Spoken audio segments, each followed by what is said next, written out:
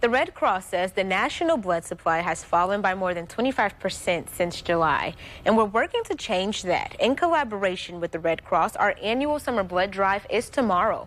Jayce Eustice joins us with the Red Cross to stress the importance of your help in combating this critical problem and this need. So let's talk about the blood shortage. Of course, welcome and thanks for joining us, Jayce.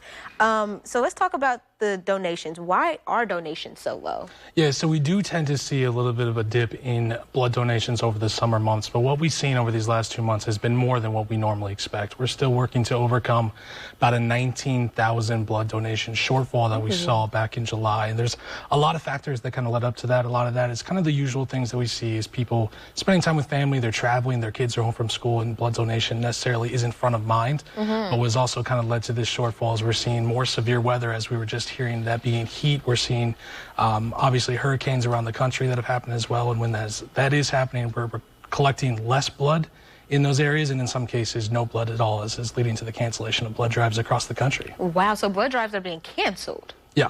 Oh, so we've seen over the last couple months, we've seen in the hundreds of blood drives that have had to be canceled, whether it be extreme heat or whether it be extreme weather that we've seen in either tornadoes or hurricanes that have happened across the country.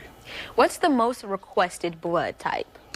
Yeah, so right now kind of the most used is that type O blood, whether that be negative or positive, because the reason why that is because normally that's the first type of blood the trauma patients that it's reached for off the shelves when people are in those trauma situations. So hospitals, when they don't necessarily know the blood type of someone that they're looking to treat, that'll be the first blood that they grab off the shelves. But we are in need of all types of blood. It doesn't matter what type of blood that you are. If you are willing and able to come out and donate, we encourage everybody to do so. I'm glad that you said that, because I did want to make it a point that even if you don't have O, you're still encouraged to give. You can still help and still save a life. So is there any requirements for those looking to donate? Yeah, so we just look for the age group as far as if you're 17 with parent consent, or if you're over the age of 17, and we usually say you're about 100 and 110 pounds or above, you're going to be eligible to donate. And we find, or studies really find, that over 60% of the population is eligible to donate blood, but only 3% of that eligible population does it on a regular basis. So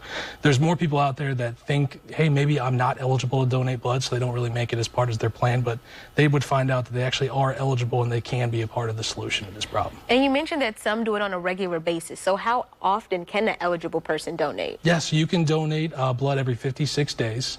So it's something that a lot of people add to their calendars. About every 2 months, when they become eligible to donate, once again, they just kind of sign up and make that appointment near them. And if anybody's looking for a blood drive that pops up in their area, we have those that happen all the time. You can go online to redcrossblood.org and you can find one in your area.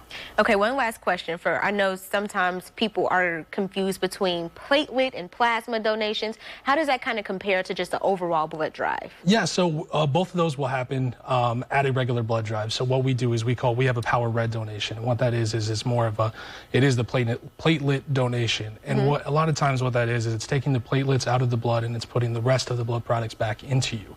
And a lot of times after those blood donations, people will feel better. They won't feel kind of as dehydrated as they might feel after a regular blood donation. So it's just another way that you could possibly give back. Maybe if you can't do one, maybe you might be eligible for the other. And if you have any questions, we're here to help and get those answered for you. Jayce, thank you so much. And as a reminder to our viewers, the blood drive is happening tomorrow from 11:30 to 5:30 at the Holiday Inn and Suites in East Peoria. And for more information, just call the number on your screen. It's really tiny, but it's 1-800-RED-CROSS, or you can visit redcrossblood.org and use the code WEEKHOI. Go out there, donate, save a life. The blood is